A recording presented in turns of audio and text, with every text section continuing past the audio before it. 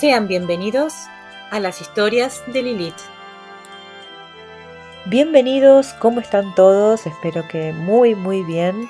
Hoy vamos a leer el último cuento, el último relato de horror de H.P. Lovecraft. Vamos a disfrutarlo. Hoy leeremos El horror secreto. Capítulo 1. La sombra en la chimenea. La noche en que me dirigía a aquella casona deshabitada, situada en la cima de las montañas de las tempestades, para indagar el horror secreto, terribles truenos horadaban el aire. Iba acompañado, porque la osadía todavía no integraba la pasión por lo grotesco y lo ominoso que ha adquirido el deseo de horrores extravagantes, literarios y reales. Me acompañaban 2 hombres leales y fornidos que había convocado en el momento preciso y que por sus particulares cualidades compartían desde hacía tiempo mis investigaciones más espantosas. Subrepticiamente dejamos el pueblo, evitando a los reporteros que todavía pululaban por allí, luego del inigualable pavor del mes anterior, una matanza inexplicable y horrorosa. Ellos podrían serme útiles más adelante, pero ahora no quería que revoloteasen a mi alrededor.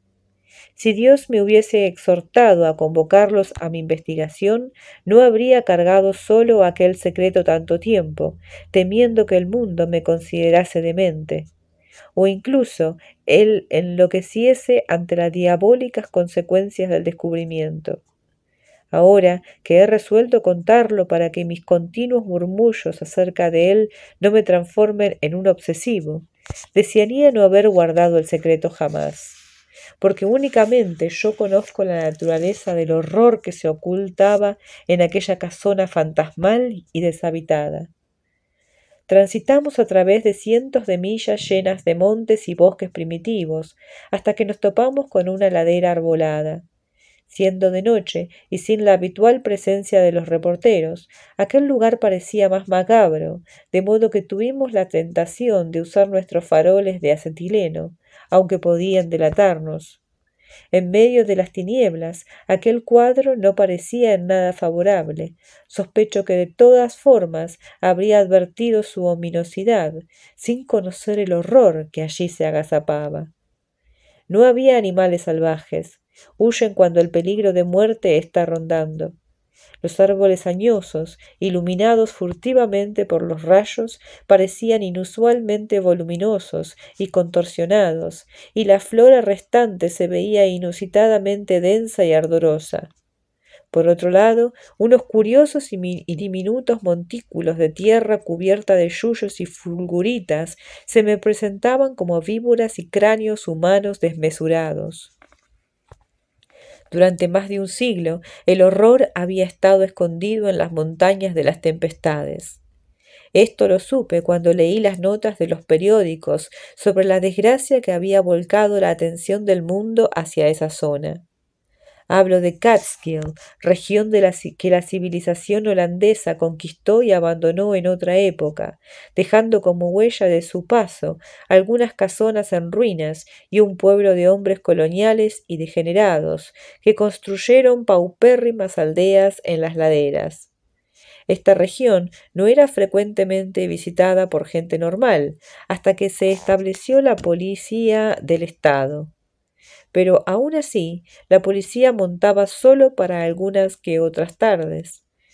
No obstante, el horror constituye una vieja tradición del lugar, y es el tema de conversación favorito en las reuniones de estos mestizos infelices, que a veces abandonan sus valles para ir a canjear sus artesanías por artículos de primera necesidad, ya que no pueden cazar ni criar ganado, ni labrar la tierra.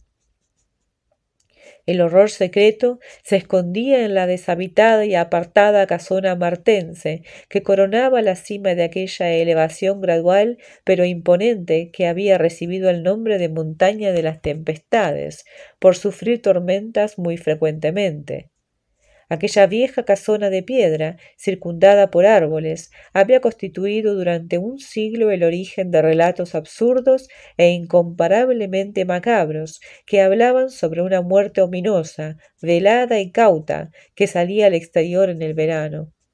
Los colonos repetían insistentemente y temerosamente historias sobre un ser demoníaco que atrapaba, después de anochecer, a los caminantes solitarios, llevándolos o abandonándolos en un estado de mutilación semidevorada, y otros hablaban sobre regueros de sangre que llevaban a la distante casona.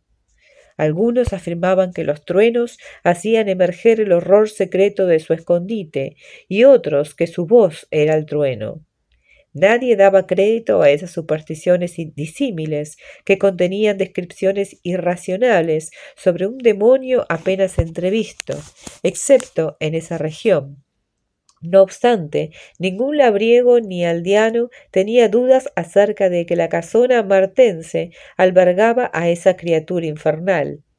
La historia del lugar rechazaba esas dudas, pero cuando alguien iba a inspeccionarla por alguna noticia muy espantosa que se hubiese difundido entre los lugareños, no hablaba ninguna cosa.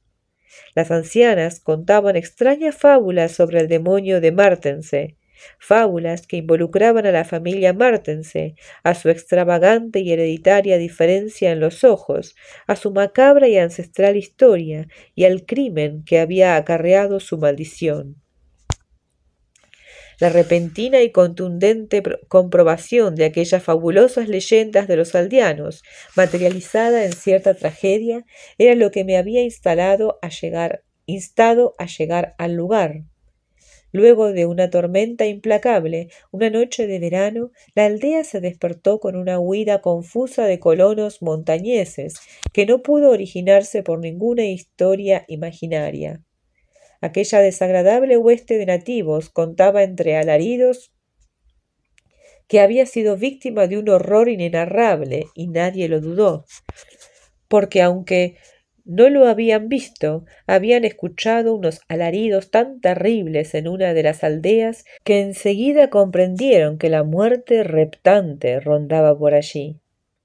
Aquella mañana los lugareños y la policía estatal habían seguido estupefactos a los montañeses hasta el sitio que, según decían, había rondado la muerte. Y ciertamente la muerte estaba allí. Un rayo había hundido cierta fracción del terreno en el que estaba emplazada una de las aldeas de los colonos, destruyendo varias de sus posilgas miserables. Sin embargo, esta desgracia natural estaba empequeñecida por una destrucción orgánica. No encontraron con vida ni uno de los 75 colonos de aquella aldea. La tierra revuelta estaba cubierta de sangre y miembros humanos que delataban con demasiada certeza los efectos de unas fauces y garras demoníacas. No obstante, no había ninguna huella perceptible que se alejara del lugar de la masacre. Todos prontamente acordaron que aquello había sido obra de una bestia feroz. Nadie tuvo la ocurrencia de reavivar la acusación de que esas muertes inexplicables eran únicamente macabros y frecuentes crímenes de las comunidades primitivas. Solo más tarde, cuando descubrieron que 22 personas se exceptuaban entre los cadáveres, resucitó aquella acusación.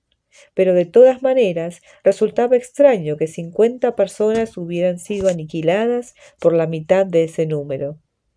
No obstante, el hecho concreto era que una noche de verano un rayo había caído del cielo, sembrando la muerte en la aldea y dejando tras de sí cadáveres espantosamente desmembrados, semidevorados y arañados. Los temerosos labriegos pronto relacionaron aquella desgracia con la espectral casona martense, a pesar de que las aldeas estaban a más de 3 millas de distancia de allí. La policía fue más convencional, incluyó a la casona martense en las investigaciones de rutina, pero la desechó cuando la encontró vacía. Sin embargo, los labriegos del campo y de los pueblos examinaron con muchísimo detalle el lugar, vaciaron todo lo que encontraron en la casa, sondearon los estanques y las fuentes, revisaron los bosques y las malezas circundantes. Pero todo fue en vano. La muerte únicamente había dejado por rastro la destrucción. En el segundo día de investigaciones, después de que los reporteros invadieron la montaña de las tempestades, la prensa se explayó sobre el caso. Lo detallaron minuciosamente, incluyendo varias entrevistas que confirmaban las espantosas supersticiones que contaban las ancianas de la región. Estas crónicas no desataron mi entusiasmo al principio, porque me especializo en este tipo de desgracias. Sin embargo, una semana más tarde todo aquello resumó un aire extraño que me atrajo. Así que el 5 de agosto de 1921 me inscribí entre los periodistas que colmaban el hotel de Leffers Corners, el pueblo más próximo a la montaña de las tempestades y el reconocido centro de operaciones de los investigadores. 3 semanas más tarde, el abandono de los reporteros me autorizaría a comenzar una investigación intensa, con los informes y datos que había reunido hasta el momento. De esta manera, aquella noche de verano me bajé del automóvil mientras se oía el eco de una tormenta próxima y me dirigí con mis 2 compañeros armados, hacia la montaña de las tempestades, atravesando un tramo final de montículos y alumbrando con nuestras lámparas de acetileno los muros grises y fantasmales que se entreveían entre los árboles gigantescos. Aquella voluminosa construcción cuadrada mostraba, bajo el influjo de aquella noche macabra y la oscilación de la luz, indicios de terror que durante el día no eran perceptibles. De todos modos, no sentí ninguna duda, porque me impulsaba una fuerte decisión de corroborar cierta hipótesis. Creía que los truenos hacía emerger de algún sitio secreto al demonio fatídico y quería saber si se trataba de una entidad corpórea o un hedor evanescente. Como había examinado aquellas ruinas anteriormente, tenía un plan trazado con precisión. Tomaría el viejo cuarto de Jan Martensen, cuyo asesinato forma una parte esencial de las supersticiones regionales, como torre de observación. Presentía que el cuarto de esta víctima era el lugar más propicio para mis planes. Aquel cuarto, de unos 20 pies de lado, poseía, como el resto de los cuartos, vestigios informes que en otra época habían sido muebles. Este estaba ubicado en el segundo piso de la casona, en el sector sudeste, y poseía una gran ventana que miraba al este y una muy estrecha que daba al mediodía, las 2 carentes de vidrios y contraventanas. En la pared opuesta al ventanal había una gran chimenea holandesa con azulejos dibujados que representaba la historia del hijo pródigo, y frente a la ventana estrecha había una cámara enorme unida a la pared. Yo fui afinando los detalles de mi plan mientras los truenos distantes iban creciendo. En primer lugar, até 3 escalas de soga que había llevado en el antepecho del vendaval. Como las había probado, sabía que alcanzaban hasta una distancia prudencial respecto a la hierba. Después, los 3 trajimos la estructura de una cama de otra habitación y la colocamos lateralmente respecto a las ventanas. Le pusimos algunas ramas de abeto encima y nos tiramos a descansar, con nuestras armas preparadas y reposando alternadamente 2 mientras el tercero custodiaba. De aquella manera, nuestra huida estaba preparada y garantizada, sin importar por dónde surgiera el demonio. Teníamos las escalas del ventanal por si nos agredía desde el interior de la casa, y podíamos salir por la puerta y la escalera si aparecía desde el exterior. Y si las cosas se ponían más difíciles, no nos estaría persiguiendo por un tiempo prolongado, según contaban los relatos. Yo estaba de guardia entre las 12 de la noche y la 1, cuando sentí un irrefrenable sopor, a despecho de la atmósfera macabra de la casona, la ventana desprotegida y los truenos y rayos cada vez más cercanos. Me encontraba entre mis dos compañeros. George Bennet estaba al lado de la ventana y William Toby al lado de la chimenea.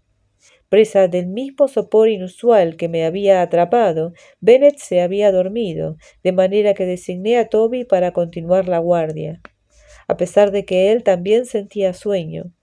Por otra parte, yo me sentía instalado a observar fijamente la chimenea.